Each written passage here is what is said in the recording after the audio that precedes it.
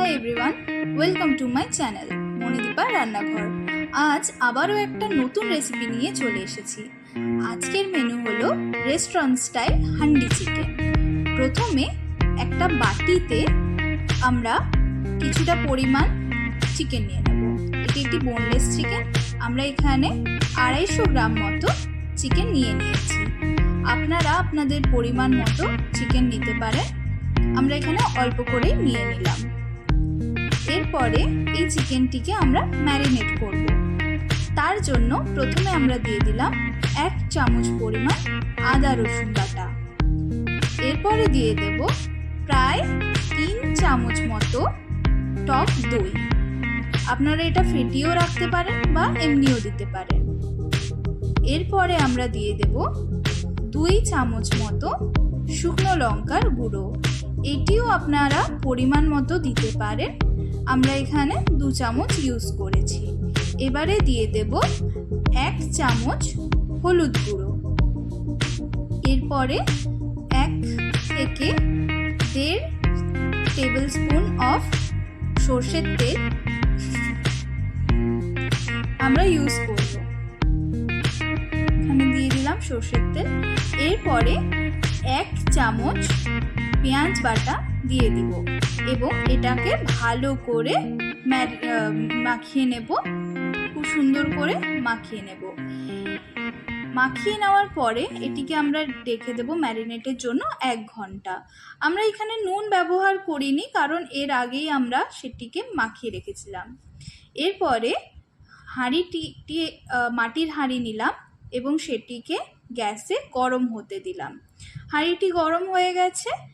এরপরে এর মধ্যে বেশ খানিকটা সর্ষের তেল নিয়ে নেব। এই পুরো রান্নাটাই সর্ষের তেলে করলে খুব ভালো হবে। এই সর্ষের তেলেই খুব ভালো করে যায় এই রান্নাটা। এবারে সে তেলটি গরম হয়ে গেলে এটির মধ্যে আমরা কিছুটা চিনি দিয়ে দেব রঙের জন্য। এখানে আমরা খুব নয়, 4-5 দানা মতো চিনি ব্যবহার করছি। এরপরে চিনিটি ভালো করে মিশে গেলে এটার মধ্যে আমরা দিয়ে দেব শুকনো লঙ্কা এবং কিছুটা নাড়িয়ে নেব।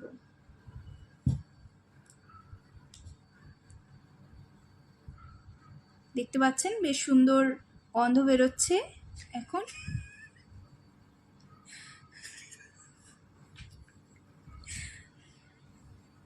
এর মধ্যে দিয়ে দিলাম আমরা গোটা গরম মশলা। এবারে দিয়ে দিচ্ছি পেঁয়াজ কুচি, দিয়ে ভালো করে সেটিকে নাড়িয়ে নেব।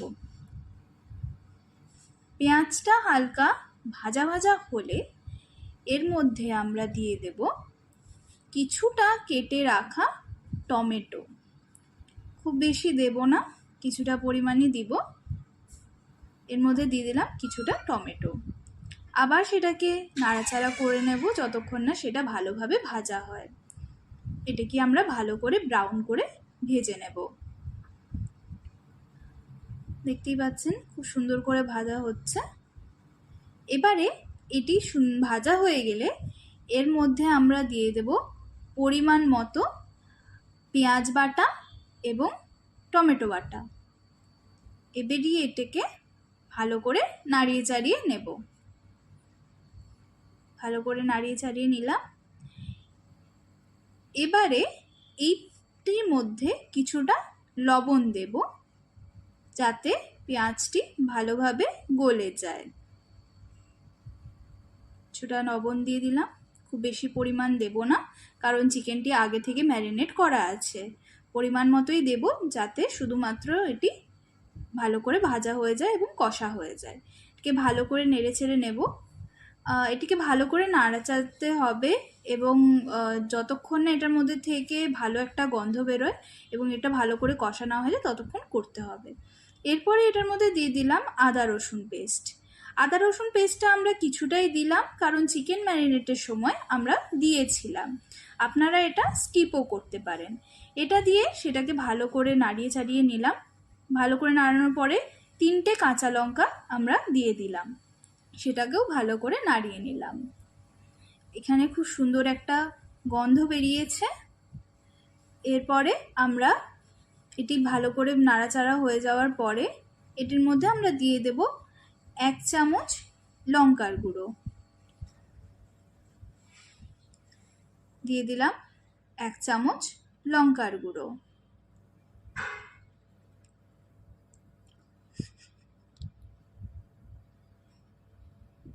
এবং 1/2 চামচ হলুদ গুঁড়ো দিয়ে এটিকে ভালো করে নাড়াবো। তো এই রেসিপিটা আমরা একটু স্পাইসি করছি, কিন্তু আপনারা আপনাদের স্পাইস অনুযায়ী আন্দাজ মতো নিতে পারেন।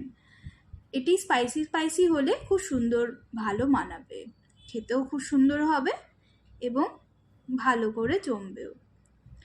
এবারে এই মশলাটা হয়ে গেলে এটার মধ্যে কিছুটা পরিমাণ জল দিয়ে দেব।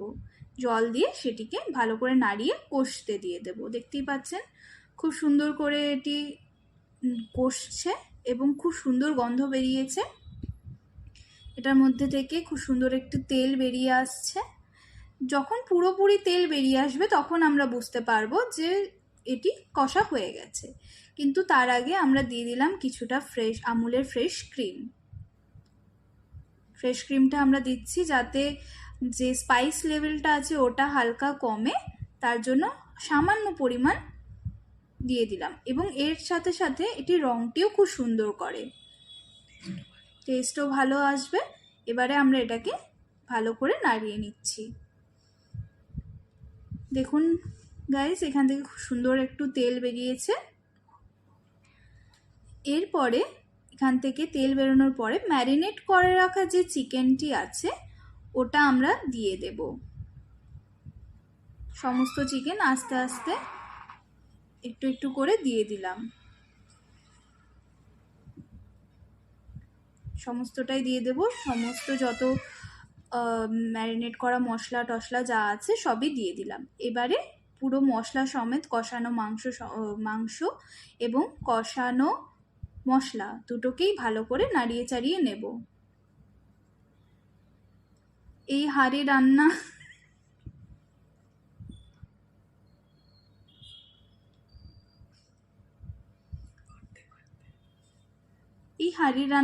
হাঁড়িতে রান্না করতে করতে আমার ছোটবেলাকার কথা মনে পড়ে যাচ্ছে।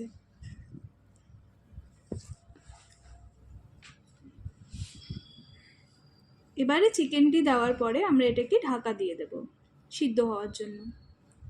সিদ্ধ হয়ে গেছে। এরপর ঢাকাটা নামিয়ে আমরা এই চিকেনটাকে আবার একটুখানি নাড়াচাড়া করে নিচ্ছি।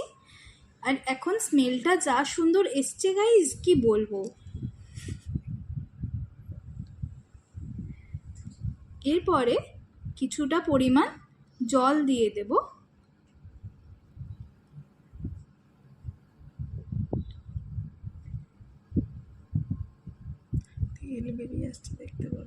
এরপরে দেখতে পাচ্ছেন এখান থেকে বেশ সুন্দর তেল বেরিয়ে এসছে। এর মানে আমাদের চিকেনটা খুব ভালো করে সেদ্ধ হয়ে গেছে এবং খুব সুন্দর করে কষানোও হয়ে গেছে। এরপরে আমরা এটার মধ্যে সামান্য পরিমাণ জল দিয়ে দেব, যাতে চিকেনটা একটুখানি গ্রেভি গ্রেভি থাকে এবং একটুখানি ভালো করে যতটা সেদ্ধ হয়নি সেটাও সিদ্ধ হয়ে যায়। তো আমরা খুব বেশি জল দেব না, সামান্য একটু জল দেব এবং এটাকে নাড়িয়ে চাড়িয়ে নেব। এটার মধ্যে আমরা কোনো আলু ব্যবহার করিনি, শুধুমাত্র চিকেনটাই ইউজ করেছি। এটি যেটি দেখতে পেলেন আমরা জলটা দিলাম, আর সেটা মশলা মেশানো যে জলটা সেটাই আমরা ব্যবহার করছি।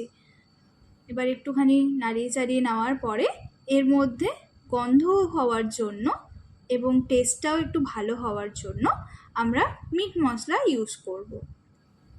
দেখতে পাচ্ছেন গাইস, খুব সুন্দর একটা গ্রেভি হয়েছে আর খুব সুন্দর গন্ধ বেরোচ্ছে।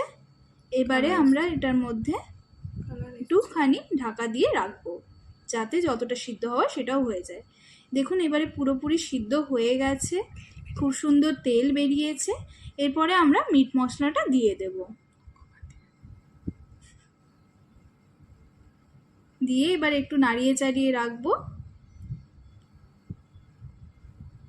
ভালো করে যাতে মশলাটা সমস্ত কিছুর সাথে মিশে যায়। এরপরে আমাদের হান্ডি চিকেন ইজ রেডি। এই হান্ডি চিকেনটির রেসিপিটি ভাত, রুটি বা পোলাওয়ের সঙ্গে বেশ জমে যাবে। যদি এই আমার রেসিপিগুলো আপনাদের ভালো লেগে থাকে then please like and subscribe my channel. Thanks for watching.